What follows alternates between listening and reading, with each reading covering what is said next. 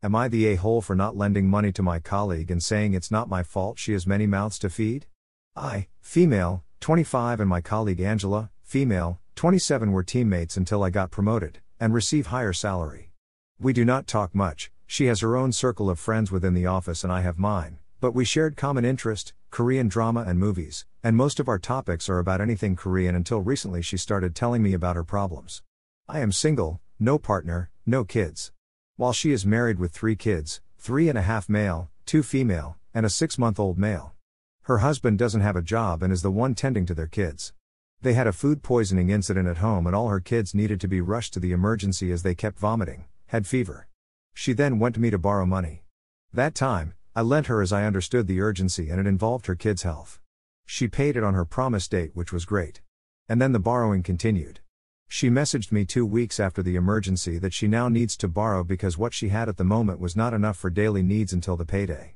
I told her that I do not have spare to give any more due to my own expenses and other stuff. I have 5 cats and God knows how much money I had to spend during vet visit.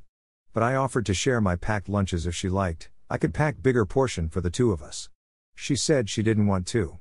She was able to borrow from one of her college friends. And then just yesterday Angela messaged me, borrowing again.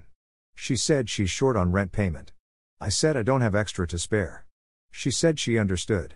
Earlier, during lunch break, we sat on the same table and I was chatting with one of my friends about this K-pop awards show and that I would be going to it with our other friend who's also a fan. Angela heard our conversation as she's on the same table. She said you actually have money to spare. I was confused and I asked her, huh?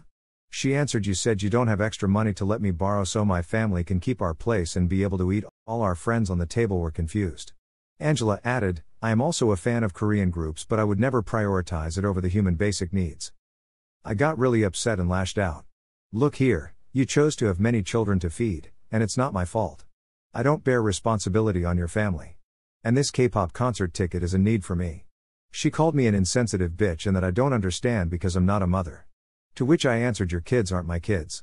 I will be buying this K-pop concert ticket whether you and your family get kicked out or run out of foods to eat.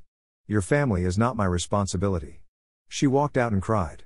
Our colleague who heard the conversation said I was kinda too much and that I could be more understanding with other people's situation. My mother said she understood me, and that I get to do whatever I want to do with my hard-earned money. Am I the a-hole?